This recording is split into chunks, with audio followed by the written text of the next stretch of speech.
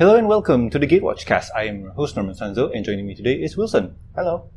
So anyway, today we are going to cover staples card that you should put in your commander decks. And well, let's get right into it. So starting with white, I'm going to go for Smoldering Ties. It is a 3 white enchantment that says whenever an opponent draws a card, that player may pay 2. If the player doesn't, you create a colorless treasure artifact token with tap. Sacrifice this artifact at 1 mana of any color.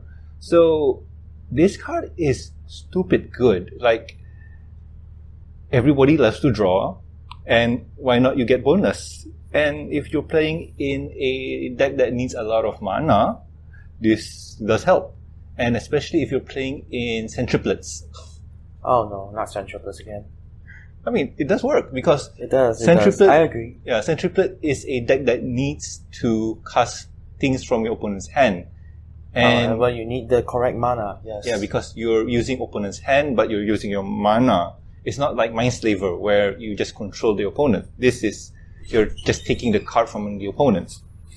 So what do you think? Centriplet's good? Of course it's good in a centriplet deck. I've seen it being played yesterday a lot of times. Never play against a centriplet deck, but Smoldering Tide, I would rank it one of the best white cards in the EDH format right now. True. And what's your white? Okay, so I have 2 white cards today. Right now, my first one will be a rare from Amonkhet. It's called Gideon's Intervention. It is a 2 and 2 white enchantment. As Gideon's Intervention enters the battlefield, choose a card name. Your opponents can cast spells with the chosen name and prevent all damage that would be dealt to you and permanents you control by sources with the chosen name. So this card is a restriction card. Let's say I cast Gideon's Intervention and I know so many people are playing Smoldering Tide. I'm going to cast Gideon's Intervention. I'm going to name Smoldering Tide. And the best thing is, your opponents don't even know what you're going to call until it enters the battlefield. So they can counter it. So basically what you do is you cast this card, write down something on the paper elsewhere, put it under it, and... No, everyone knows the card, but it needs to enter the battlefield, then you choose the card. So people can counter it because it's already on the battlefield. Really now? Yes, so let's say I know 3 people have Smoldering Ties in their hand. It's my turn 4. I cast Gideon's Intervention. And they're like, okay, whatever. I choose Smoldering Tide. That's 3 useless cards in their hand. I can even name their commanders. And they can't even play their commanders. It's similar to a enchantment card. I think I forgot the card name. But it's an enchantment. Cast it, call out a card name, and card with the name cannot be cast. Meddling Mage. I think so. It's a very old card. I forgot. Yeah, it's the same as Meddling Mage, but this is a mono white card, and the restrictions is only you just need to play white. So my second card is an enchantment card from Throne of Eldraine. It's a 1 mana enchantment called Deafening Silence. Each player can cast more than 1 non-creature spell each turn. So if you're playing a creature deck, you most probably will be running Deafening Silence, because Deafening Silence is such a good card. It restricts your opponents, it cuts off combo pieces, and your opponents can't cast more than 1 non-creature spell. But you can still cast creature spells. So it's a pure brawl. It's pure brawl in this format then. So each player can cast more than 1 non-creature. Okay, so basically it's a fighty deck. Yes, it makes your decks fighty. Alright. So what's your next card? Okay, I have 2 in blue. One is Archaeomancer, 2 and 2 blues, creature, human wizard with 1 and 2. When Archaeomancer enters the battlefield, return target instant or sorcery card from your grave to your hand. So basically this is recursion, like getting all your good instants back up or sorceries, just reusing them. And the best part is, if you can flicker it in and out, you'll get the effect because the effect is an ETB. Oh, so you can play with Baron then? Baron, yes, but for this one, I remember playing. What did I play with? You can play with Tassa. Yeah, the new Tassa. Conjure Closet. Yes. There's a lot. Like when I played it, oh man. You can also play with Panharmonica, trigger it twice. Yeah. And also I think I remember playing in a Who's the king? I forgot. The bouncy king. What's it again? I forgot. Is it Chulane? No, not Chulane. I forgot. It's in Azurius. I forgot, man. Brago. Yeah, Brago. You can use it in Brago because it bounces in and out. You get him, and then if you get any cards that have extra turns. I think there's one for full cost that gives you extra turns, and the card goes to the grave. I forgot. It's 5 mana. It's temporal manipulation. I think so. There's another one in 4, but still, the idea is you can get your cards back to your hand. And one good example is counter spell. It's 2 blues, instant, and just says counter target spell. It's a very good classic counter spell. The only thing better is if it's 1 mana, but still you get to hard counter almost anything for 2 blue manas. Yeah, so I also have a counter spell, but it's different. It's 1 and 2 blue. It's called Disallow. It's a bit different as we can counter target spell, activated abilities, or triggered abilities. Although you cannot counter mana abilities, so you can counter a soul ring. Still, you can counter the casting of it. Yes, you can. But why would you? Yeah, true. But still, the Disallow is a very good card because it counters activated abilities. So yes. If you have that one opponent that's going off with a combo, I disallow it, disallow the activated ability, and that person has to wait another round for it to activate. And most probably we'll have an answer for the combo piece. So yeah, Disallow is very good in a lot of ways. So what's your next card? So my next card in black would be Diabolic Tutor. It's a 2 and 2 black sorcery and says search your library for a card and put that card into your hand. Then shuffle your library. It's basically a tutor. Why I say this one is a staple because it's cheap. You can get it for cheap, even though the casting cost is a bit too high for my liking.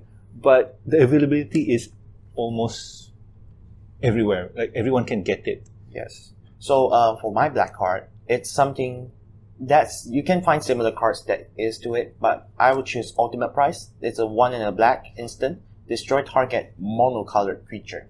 So usually a lot of combo pieces are monocolored. So you usually use Ultimate Price to destroy them. Or there are different options. Cast down, there's eliminate. There's a lot of different options in Magic's history that is 2 mana to destroy target creature. Although there are some restrictions to it. Honestly, I won't put Ultimate Price in my deck just for the fact that it targets only one thing. But since it's in mono black, it's kind of easier to cast because if it were me, I'll play something like, there's this Rakdos card. What was it again? That only targets creatures and artifacts.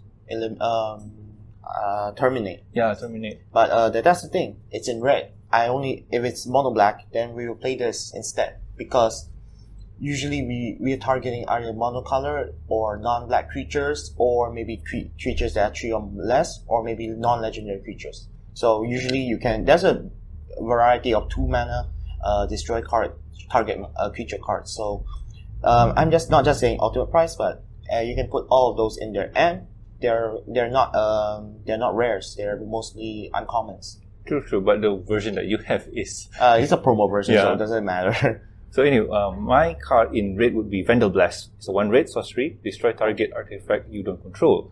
It has Overload, and its Overload cost is 4 and 1 red. The text says if you cast it for its Overload cost, change any instance of target to each. So this is kind of versatile because if you have an opponent that's going off with a Panharmonicon or what was the band card again? Paradox Engine. You could just destroy it. Or if you want to be really evil, you could play similar cards. What was the card again? The artifact. Minkosif Lactus. Minkosif Lactus, and cast Vandal Blast for Overload and destroy the whole board, including their lands. I did it before. I've seen it. It was not fun. It was funny. Yeah, funny, but not fun. Yeah. But Vandal Blast is a very good card. It also destroys a target artifact you don't control for just 1 mana, so it doesn't even need to be overloaded for it to have value. Yep. So for my red picks, I have 3. The first one is Fortune Thief. It's a 4 and a red, 0/1 human rogue, and it says damage that will reduce your life total to less than 1 reduces it to 1 instead. So it's like a one-step white card that allows you to turn back your life to 1. And it has morph. 2 red, you may cast this card face down as a 2/2 for 3 mana. Turn it up, face up anytime for its morph cost. So usually when you play a morph, you put it down face down. So your opponent doesn't know what it is, and it's a 2/2. So let's say you're going down to, let's say you're going to die, and you activate the morph, and it turns it to it turns your life to 1 instead. It's a very good card for survivability, in my opinion, and it's been reprinted recently in Master 25, so it's very accessible. So for this one, when it says reduce that life to 1, does it mean whenever an opponent let's just say an opponent pings you or deals combat damage, does it mean that it reduces to 1? It turns it, okay, let's say you're going down to -3. The opponent deals the damage down to -3 to you, but then Fortune Thief makes it turns it back to 1 instead. Oh, so damage means anything from battle to effects. Yes, but only damage. So it doesn't say lose the game effects. Yes. Still, this is a good card, Yep. I say. Yep. So my second card will be Tobran, Thane of the Red Fell. So it's a 1 and 3 red. It's 2/4. It's a legendary dwarf noble. It says if a red source you control would deal damage to an opponent or permanent an opponent controls, it deals that much damage plus 2 instead. So it's more of a damage adding effect instead of a damage multiplier effect. I like this card because it deals plus 2 damage to sources you control, to opponents, permanents or creatures.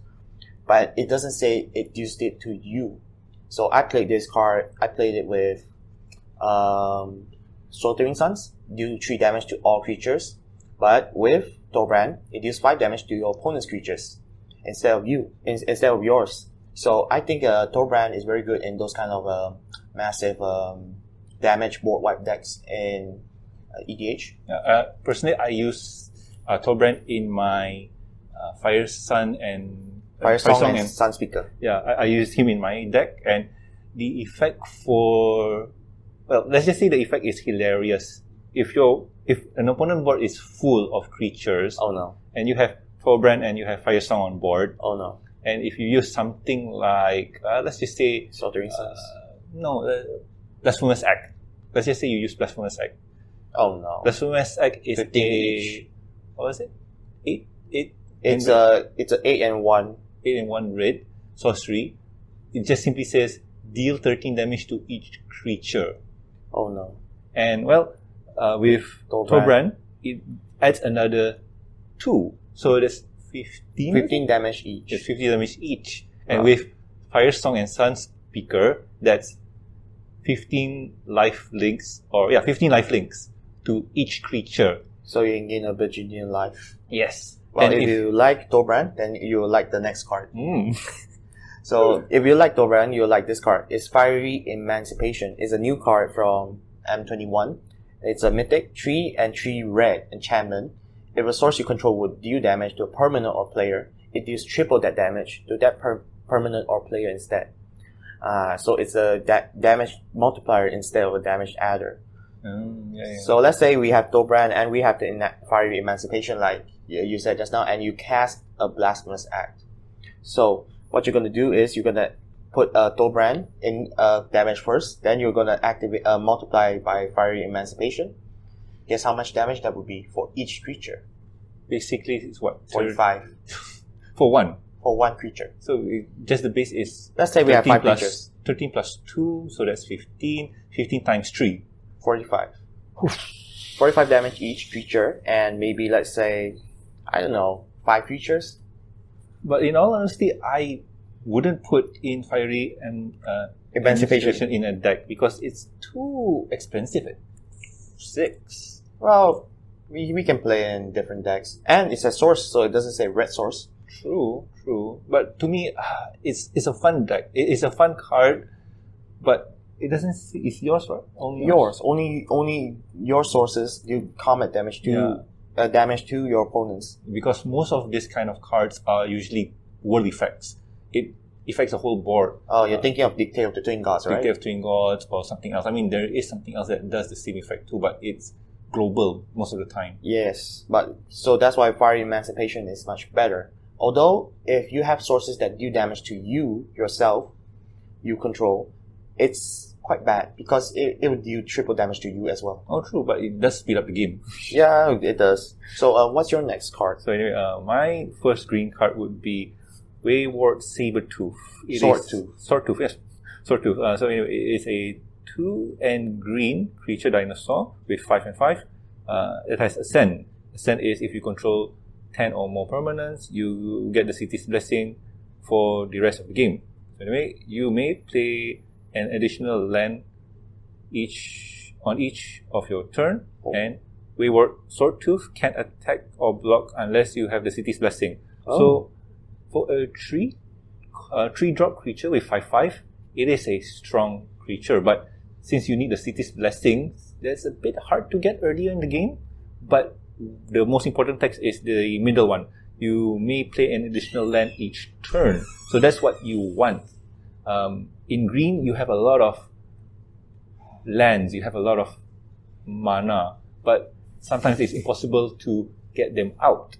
So with cards like Wayward Sabertooth or what was it? Azusa Lost But Seeking. Yeah. Those kind of cards really help in the mana drops or the lands. So, do you agree? Would you put it in deck? I would put it because solely is a 5/5. And yeah, if you play a green deck, you're most probably going to ramp, so you get to Ascend soon, usually at turn 5, or maybe turn 4 if you're lucky. True. So I would play Wayward Swordtooth in mono green decks, not really in other types of decks. For me, I would still put it because to me it's a staple of almost any added green cards because the extra drops, because it's a turn 3, so on what? If you're lucky, turn 1 turn 1 forest, tap for Soul Ring, turn 2, tap those 2 cards, put him out, play 2 lands, and then on turn 3 you can already cast out your 5-cost commanders. Well, to be honest, I wouldn't play that because I would play because it's 3 mana, I would rather play ramp spells, where ramp spells allow you to just get more cards into your hand and onto the battlefield. So let's say for my pick next is Grow from the Ashes. It's 3 and a green sorcery. It has Kicker, 2 generic mana, and it says search your library for a basic land card, put it on the battlefield, then shuffle your library. If the spell was kicked, instead search your library for 2 basic land cards and put them onto your the battlefield, then shuffle your deck. But the thing I like about Grow from the Ashes, it's different because it puts in lands untapped, basic lands untapped under your control. That's for the kicker or just normal? Normal. Even if it's normal, you can put it in. So you can even suspend a Search for Tomorrow with a 1 mana that you get. Oh, okay. So my other green would be Reclamation Stage. Basically, it's just staple. ETB. It destroys artifact or enchantment. It's a 3-drop creature, 2 and 1 green for 2/1. It's basically you should have. It's a must-have in all green decks. Yeah, true. Like I can say more because you must have it. Yeah, destroy target or artifact or enchantments. So it's good. It can destroy my Fiery Emancipation. Yeah, and also one more thing. Remember when I talk about Crushing Brantodon? It's almost the same thing, but you have to pay 1. But you have a body for 3 and 4. Yeah, it's a creature. So it's good. Like you should have it. Yeah, but more than that, I'm more scared of counters.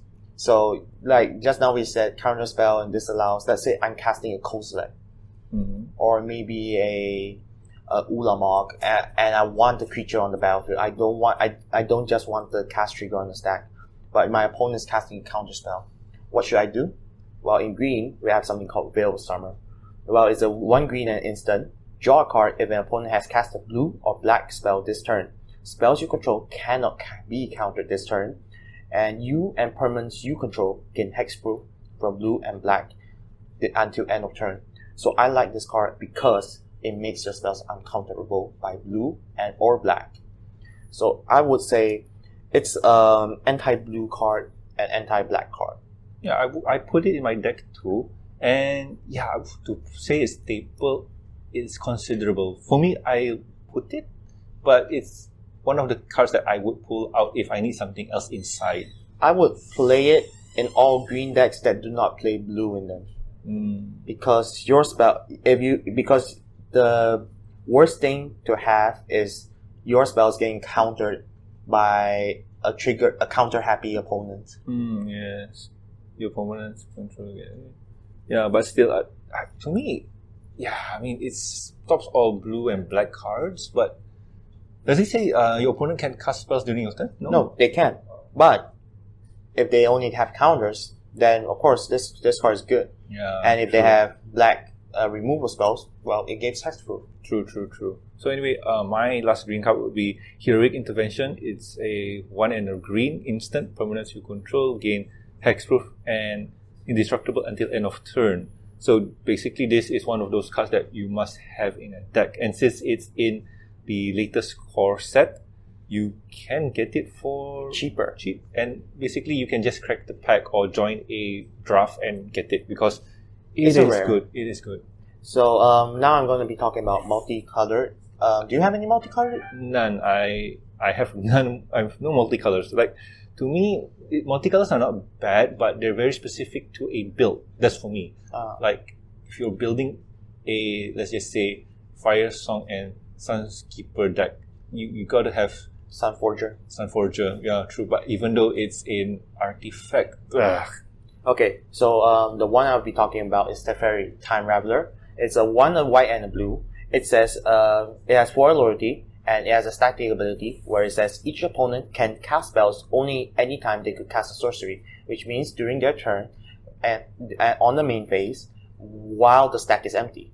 And it has a +1 ability. Until your next turn, you may cast sorcery spells as though they have flash. And -3, return up to 1 target artifact, creature, or enchantment to its owner's hand. Then you draw a card. I like this card most because it allows me to have the element of surprise because of the +1 ability. I can cast the Teferi, then maybe +1 to it. My opponents have, let's say, giant creatures. I can use a board wipe on during their turn. Yeah. Also, this shut down a lot of instant happy decks. Yep. And there's a lot of decks that count on the stack. Combo decks that count on the stack. So I would say it stops a few combo decks. True. And its -3 ability is good. It gives you card draw. It returns a an artifact, creature, or enchantment. So it's good.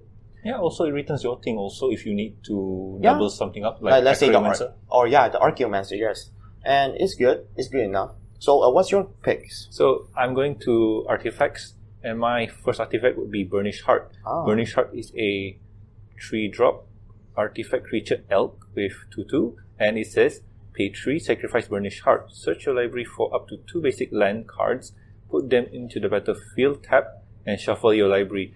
It's basically a good ramp card. And it's colorless. Yep. So you can put it in almost any other color decks.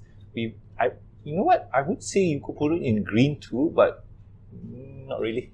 No, I would say you could, but you have more efficient ramp in green. Yes, true. But if you're playing in red, white, you don't have any, cards that help you ramp. Yeah. True. And talking about ramping, for lands, my next card will be Wayfarer's Bauble. It's a 1-drop artifact, and it says pay 2, tap, sacrifice Wayfarer's Bauble, search your library for a basic land card, and put that card onto the battlefield tab, and then shuffle your library.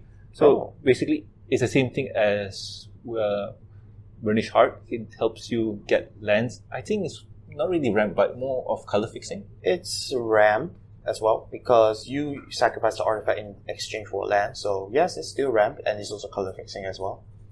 It's a earlier ramp, all things considered, compared to Burnished Heart. True. So my next one will be Tomb of Legends. It's a 2-mana artifact. It says Two More Legends enters the battlefield with page counter on it. And whenever your commander enters the battlefield or attacks, put a page counter on Two More Legends. Then you may pay 1 and tap it, and to remove a page counter from Two More Legends and draw a card. So this card came from Throne of the Drain, and it's very good because it gives you card draw and for playing your commander. And it comes in with a page counter on it, so you immediately can use it to draw a card.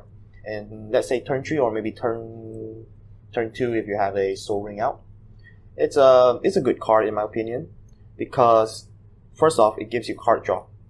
Second off, it rewards you for casting your commander, which you should do in a commander game. Sometimes you don't really, like if you're playing Oloro, Yes. you don't really want to cast him out. Yeah, but that's why I said you should play a commander if you're playing commander. Yeah, but if you're playing, you know what, there'll be another discussion for another day. Yep. So, since we're talking about card draw, my next card will also be something that draws you cards. It's called Azur's Gateway. So Azur's Gateway is a 2-mana legendary artifact. Pay 1, tap this artifact, draw a card, then exile a card from your hand. If 5 or more cards with different mana costs are exiled with Azur's Gateway, so usually you 0, 1, 2, 3, 4, 5, 0, 1, 2, 3, 4, or 1, 2, 3, 4, 5, you gain 5 life, you untap Azur's Gateway, and then you transform it. And the transformation part is the best because it says Sanctum of the Sun, legendary land. Tap it, add X mana of any one color to your mana pool, where X is your life total. It's even better if it's in Commander because you have 40 life at the start. Of course, as you progress, you might get lower life, but with Azur's Gateway, you gain back 5 life. True. And well, my last artifact would be Soul Ring, 1 cost artifact, tap to get 2 mana. And it's a staple, but the price for it may not be for everyone because it's a bit too pricey at how much now? I think $4 each. Yeah, but if you do buy a Commander precon deck, like a Commander precon, you'll get all those staples. So it should be there. You should use it. Yeah, true. So for my last 2 cards for artifacts, the first one would be Shadow Spear. It's a 1-mana artifact, a legendary artifact with equipment. It says equipped creature gets +1/+1 and has trample and lifelink. And it's pay 1, permanents your opponent's control, lose, hexproof, and indestructible until end of turn. And then equip is equip 2. So this card is good in a lot of ways. First, it gives power, it gives trample, it gives lifelink. You can pay 1 mana to make your opponent's permanents indestructible, lose indestructible and hexproof. And it is very good in a lot of decks that have high-powered creatures. So usually in green decks with cards that do not have trample, or maybe red decks. And it gives you lifelink. Let's say you're playing red. You usually don't have lifelink in the red, so you play this. You can gain back your life. True. And if your opponents have something that's hexproof but is easily killed, you can use Shadow Spear's second ability, kill it off, activate it, lose hexproof, and then kill it off. I got a perfect scenario for this. Let's just say your opponent's playing Zurgo, Helm Smasher. Ah, yes. So basically Zurgo, when it's on your opponent's turn, when it's on your turn, it gains indestructible. Yep. So Zurgo is equipped with Whirlsong? Whirlslayer. The one that destroys all permanents if it hits. Yes. So the thing is, what you want to do is when it attacks, you use Shadow Spear to make Zurgo lose its indestructibility. So, or before it attacks, you do it. So you make that opponent think twice. Because if he attacks, he loses Zurgo. Yeah, it's true. So, yeah. It's a good card. It is a really good card. At 1 drop, is... And it also can kill off, let's say, the Fleece Mane Lion, where if it becomes monstrous, it gains hexproof and indestructible. Both things that can be negated with Shadow Spear. True. So my last artifact is Boom Pile. It's a 4-mana artifact. Tap it. You flip a coin. Flip a coin. If you win the flip, destroy all non-land permanents. Now, I like this card. I don't really recommend to everyone to put this card, but I like this card. You know why? It's very luck based. And this is from C16 616. Yes. Your copy at least. Yeah, my copy is 616. There's a lot of versions. You can get it for cheap. It's dirt cheap, to be honest, in my opinion. If I'm not mistaken, there is in Battlebound, there is the partner commander, right? Which one? There's I so forgot. many. Like, there's a partner commander that revolves around flipping coins. Yes, Ocon and Zensplit. But you won't play that in the deck because it destroys your Ocon and Zensplit. Yeah, true that. Yeah. So I would not recommend people to play it if they have stuff they want to keep. But it's a good card. Yeah, but you know what? I can recommend playing it if you're doing a chaos deck. Yeah. The chaos deck does want to have some sort of chaotic element in the game. And coin flipping for destruction, it's not bad. Yeah. What's the fun in EDH if you don't have fun? Wait, but it destroys itself too. Of course. Not all non-land permanents. Why would you not want to destroy it? Oh, true. So anyway, I'm going for my lands. And my first land that you should put in your deck if you're doing so is Nykthos, Shrine to Nyx. Legendary land, taps for 1 colorless mana, and its activated ability is pay 2, tap, choose a color, add to your mana pool an amount of mana of that color equal to your devotion of that color. So basically, if you're playing in a mono deck or a deck heavy to one color, you just say, okay, if you're playing in green and you have 5 creatures on board, you tap it. You can cast more bigger creatures with it. It's to be honest, Nykthos staple in a lot of decks, but it's pricey. Yeah, because I technically I have 4 because, well, I was playing in that format. Yeah, I got 1 for the present, so it's good. Yeah. So for my next land, it's going to be Ark of Araska. It's a land from Rivals of Ixalan. It says Ascend. If you control 10 or more permanents, you get the City's Blessing for the rest of the game. Tap to add 1 colorless to your mana pool, or you may pay 5, tap it. This draw a card. Activates this ability only if you have the City's Blessing. So the reason why I chose this card is because card draw is very essential. And if your opponent board wipes you and you have no cards in your hand, you can at least have card draw from your lands.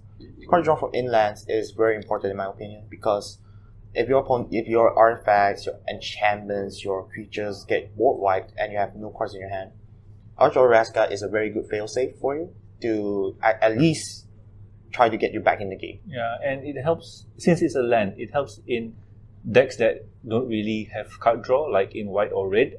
So, like I played Arch of Oskansa in my Fire Song and Sunskeeper deck because that deck doesn't really have draw. Yeah, true. And technically I should put it in a new deck that I have, but we'll talk about that next week.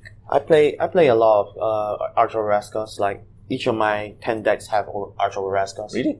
Yeah, I have 10 Arch of Araskas. Oh, lucky you. But anywho, with a lot of cards in your hand, you may need to discard them. But not really if you play Reliquary Tower. Yeah. Reliquary Tower just says you have no maximum hand size, and it taps for 1 colorless.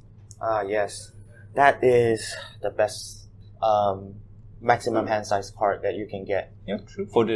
I won't say cheap, but it's easily available in most commander decks, and you can get it in Core 19. Yes, it's been recently printed 2 years ago. And here's the thing, if you do go to your LGS a lot, your LGS would have a program called Love Your LGS, was it? Yes, I think so. Yeah, Love Your LGS, where the shop owner will give you a Rec Tower, and also, if I'm not mistaken... Yeah, while stocks last. Yeah. If you buy a product from your LGS, you can get the Reliquary Tower promo. Yeah.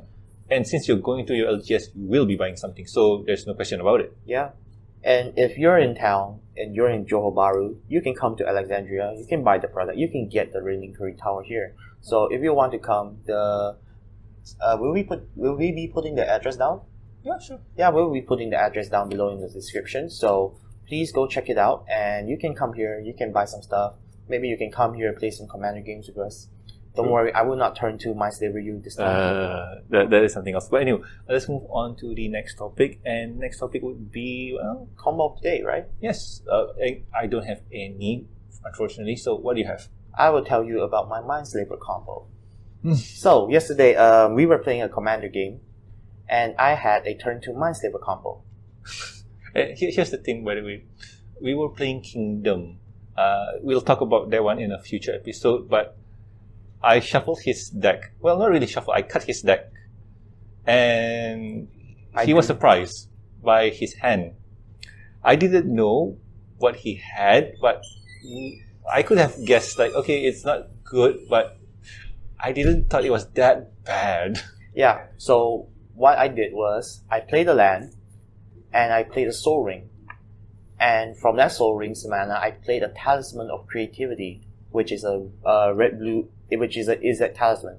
And from that one, I took a damage to play something called Goblin Welder. So Goblin Welder means when you tap it, you sacrifice a artifact, and then you recast. You may choose an artifact from your graveyard and put it back onto the battlefield. Now that's not the combo yet. The combo came in the second turn, where I played a land, and I played a Isochron Scepter, where I exiled Dramatic reversal. a dramatic reversal. So meaning I had infinite mana, although I had to keep tapping the red and blue to get red and blue. However, I had something else in hand, a Mindslaver. So there were 8 players at the table, and since I had dramatic reversal, and my commander was Sahili, I could almost make infinite mana. Yeah, true. So basically what you do is you activate Mindslaver, taking control of the opponent that has the next turn. Yes. And then I use Goblin Welder to sacrifice an artifact, and then I bring back a Mindslaver. I sack Mindslaver, and then I activate Mindslaver again to control another player, and then I keep doing it until all my opponents are controlled, and then I go to my turn. I play every one, and then I go to my turn again, and I keep doing it. Yep. It was not fun. Well, it was funny though. It was funny. It was funny. It was very RNG. Like it could be 1 in a million. Yeah, but like it's one of those cases where I should have shuffled his deck, but who would have thought that they would be stacking on top of each other? Like that would, like he mentioned before, RNGesus really helped him out that day. Yep. So that's the combo. You can use Goblin Welder. You can use a token artifact token producer, and you can use a Mindslaver. And as long as you have the mana, you can keep doing it, and you can keep getting it. True. And well, let's move on to the next topic, and that is the end step, where we just talk about stuff that we did for the week. For me, I watched a movie. Said movie was Digimon Adventure Last Evolution Kizu something. I don't know the name, something. but how was it? It was fun. If you are a fan of the original Digimon series, Adventures 1 and 02, you should go watch this one, because it kind of, and I won't say but it kind of put a I'm having trouble saying words for this one, but it's a fun movie. Like if you're a big fan of the previous 2 Digimons, you should go watch it, because you get to see more of your favorite characters. So hey, much fun. And right now in Malaysia, the theaters are opening up, so that's good.